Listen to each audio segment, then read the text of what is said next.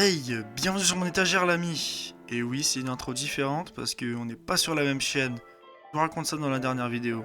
Aujourd'hui, on va utiliser un utilitaire qui peut être très utile dans certains cas. Celui-ci s'appelle MP3 Tag. C'est un éditeur de tag universel pour les fichiers audio. Un tag, déjà, c'est ce qui vous permet d'identifier votre fichier. Il a beau avoir un nom et un nom d'extension, par exemple musique.mp3, ça ne le différenciera pas des autres pour un lecteur. Mais par contre, s'il a un tag, dans ce tag sera inscrit le nom de l'album, le nom de l'artiste, la jaquette de l'album aussi, la date de parution, et plein d'autres informations comme ceci. Et dans le lecteur, on verra tout ça. On verra que c'est une musique qui a été composée par tel ou tel, et que c'est pas une musique composée par un artiste inconnu. Et Windows ne propose pas de faire ceci avec les fichiers audio. C'est pour ceci que nous avons besoin de MP3 Tag, qui est d'ailleurs entièrement gratuit. Donc en premier, vous irez sur ce site que je mettrai en description. Vous téléchargerez le setup en fonction de votre système, et ensuite, vous pourrez procéder aux étapes suivantes. Donc vous pouvez soit démarrer directement MP3 Tag depuis le raccourci qu'il créera, et là, il n'y a pas de musique. Donc, vous allez cliquer sur ce petit bouton, changer le répertoire, et vous allez aller dans votre dossier où est inscrit la musique, et vous sélectionnerez le dossier où la musique est.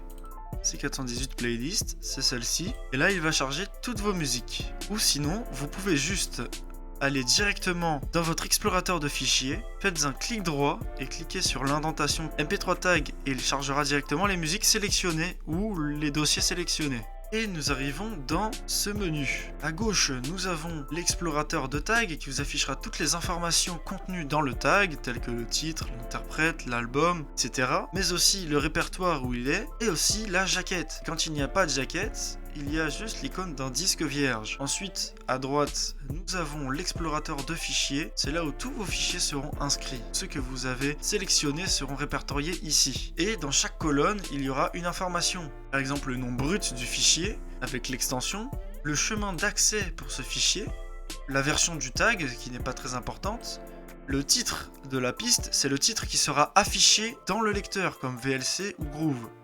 L'interprète, c'est celui qui sera affiché aussi dans le lecteur, l'artiste, l'album qui sera affiché dans le lecteur, le numéro de piste, qui celui-ci déterminera l'ordre dans lequel seront lues chaque piste, indépendamment de l'ordre dans lequel elles sont par rapport à leur nom de fichier. C'est-à-dire que ça lira par numéro de piste, 1, 2, 3, 4, au lieu de A, B, C, D.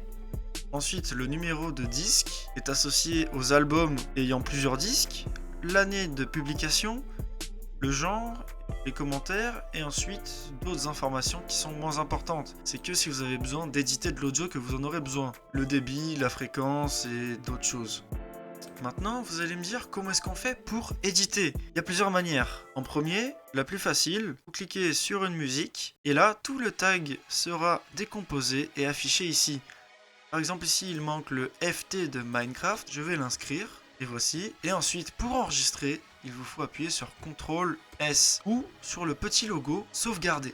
Ensuite, vous pouvez aussi directement sélectionner sur la case, comme ceci, et ensuite cliquer autre part et ça enregistrera automatiquement. Vous pouvez aussi d'ailleurs appuyer sur Entrée ou Shift Entrée pour vous déplacer en haut ou en bas sur les cases, ou Tab et Shift Tab pour vous déplacer sur les côtés. Si vous double-cliquez rapidement, ceci va ouvrir directement la musique depuis l'éditeur.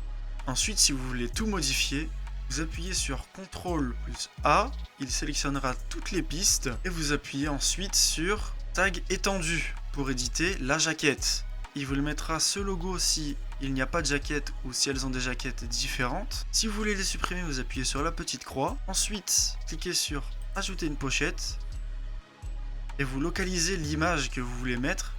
A savoir, c'est un carré, donc il faut que la hauteur et la largeur fassent la même taille. Et certains formats sont pris en charge, pas tous. Il y a le JPG, le GFIF, le PNG et le WebP. On va sélectionner l'image. Ensuite, on peut cliquer sur OK. Et voici une autre fonctionnalité que le logiciel a, c'est extraire la pochette. Clique sur le petit logo ici. Et ensuite, il va nous l'enregistrer sous le JPG. Ensuite, si vous voulez éditer par exemple l'album sur toutes les pistes, vous sélectionnez toutes les pistes et écrivez l'album. Cliquez sur enregistrer. Ensuite, le numéro de piste, c'est avec des chiffres de 1 à l'infini. L'année, c'est la date de parution, ainsi de suite. Voilà, nous avons vu la majorité des fonctionnalités de MP3 Tag. J'espère que ça vous aura plu. À la prochaine.